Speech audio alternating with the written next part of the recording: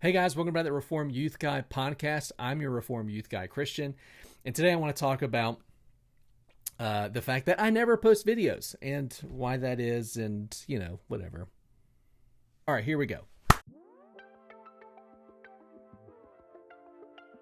Hey guys, welcome back to the Reformed Youth Guy podcast. I'm your Reformed Youth Guy Christian, and today we're going to talk about libraries, specifically the library of your youth person who in your church, and kind of answer the question: what should your youth person have in their library? Now, I say youth person because I know, like in the PCA, I'm not ordained, so I'm not a youth pastor. I don't have the right to that title, so I'm the youth director.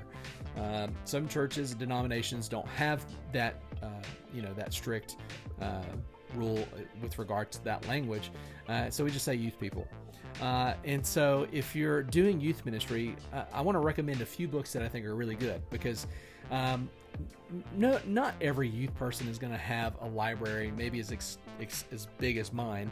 I'm a seminarian. I'm in school, and it requires me to read a lot. And I love books. I love to read all the time, and I think of books as trophies. I wasn't particularly interested in competition like in sports and things as a kid, and so I saw books as trophies. I would pick up a book, read it, put it on the shelf, and be proud to say I read that book.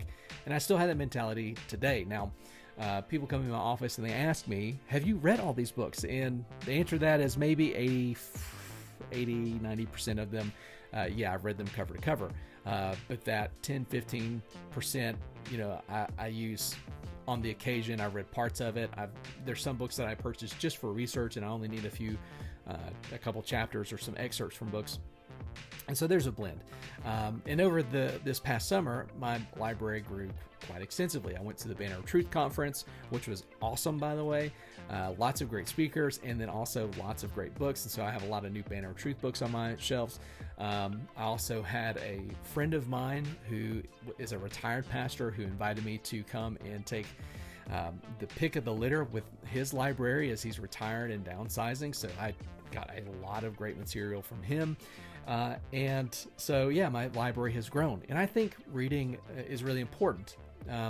Even though youth ministry may not be nearly the academic work, maybe of being a senior pastor, I think it's still important. I think our culture has done a great disservice in really lowering the bar and thinking of young people, or even adults, as not being able to handle learning deep theological things, even words. And it's not new. It's been happening for a long time. And I think what it's done is it's actually produced a generation of adults within the church that have no theological vocabulary. They don't know what these words mean. And unfortunately, I think there's a lot of people doing youth work that have that issue. They don't know what these things mean. So I think every person who's operating a ministry should have some sort of library. Maybe it's not as big as this one. Maybe it's small. So I want to make 3 recommendations that I think every person in youth ministry should have on their shelves. I'm going to make 1 recommendation that's good for you and your student ministry as a form of curriculum, and then 2 for the edification and theological growth of you personally as somebody who teaches the scripture in youth ministry. So my first recommendation, excuse me, is going to be the Digging Deeper series from Great Commission Publications. Now, this comes in 2 volumes. The first volume covers all the way from question 1 to question 38 of the Shorter Catechism, and volume 2 is 39 through 107. Now, this is the Westminster Shorter Catechism. I'm in the PCA. We are Presbyterian. We are Reformed, Conservative, and we adhere to the Westminster Confession and the larger and shorter catechisms. And this series takes you through the Shorter Catechism, and it's really great. It's very accessible for students of a wide range of ages. I would even say maybe as early as maybe 4th and 5th grade, all the way up into senior high. My senior high Sunday school group goes through this every week, and we're about to start volume 2.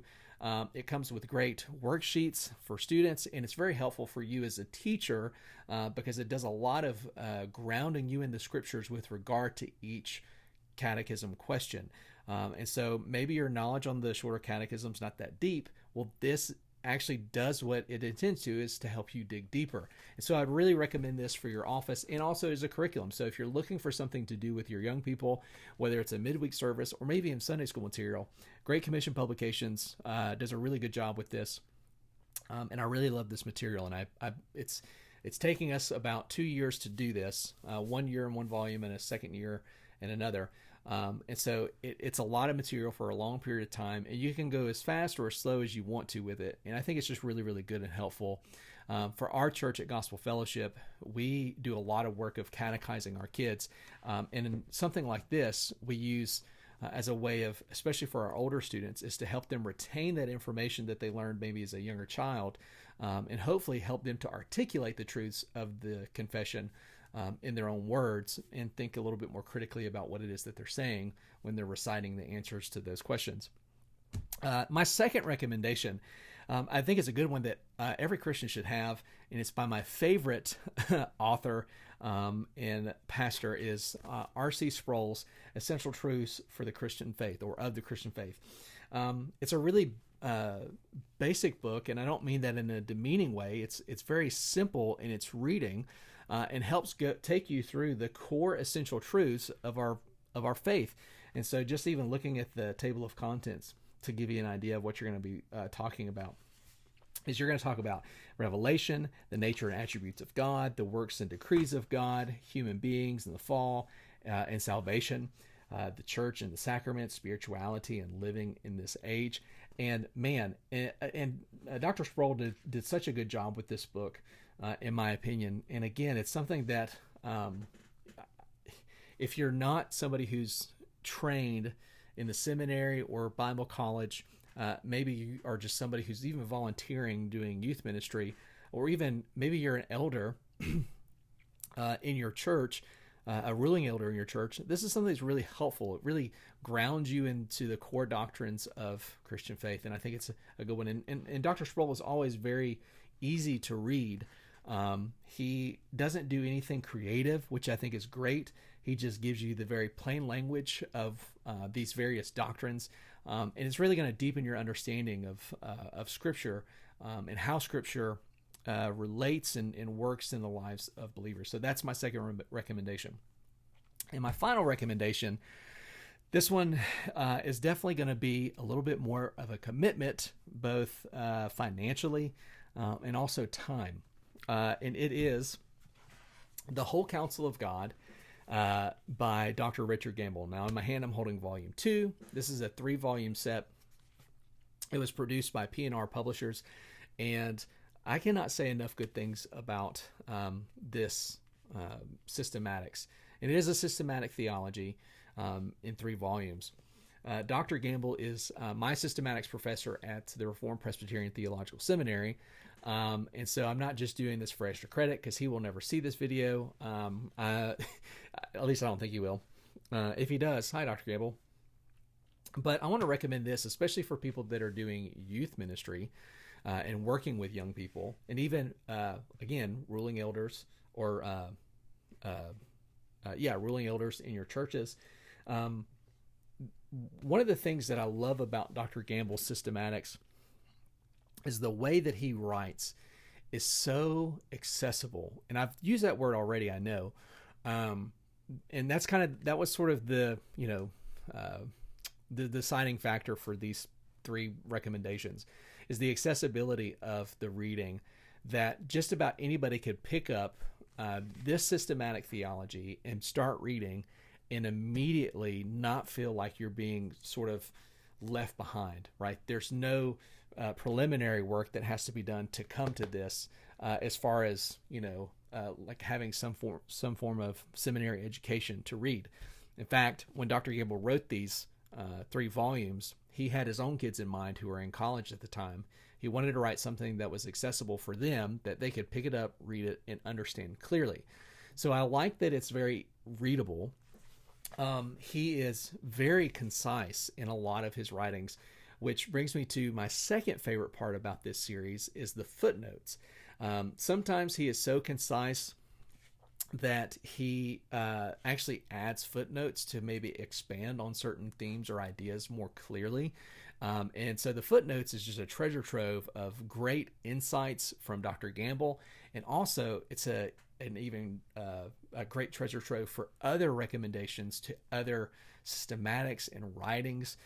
It is so good. And you're going to get everything from the doctrine of revelation to apologetics to humanity, all those things in these 3 volumes. And it is such a great series. I cannot recommend it enough.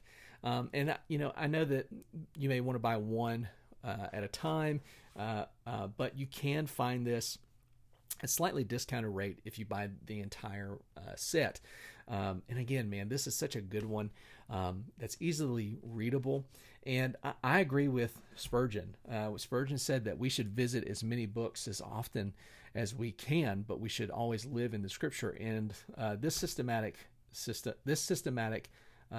volumes or set of volumes really does that. It draws your heart back to the Scriptures, and it's just so good.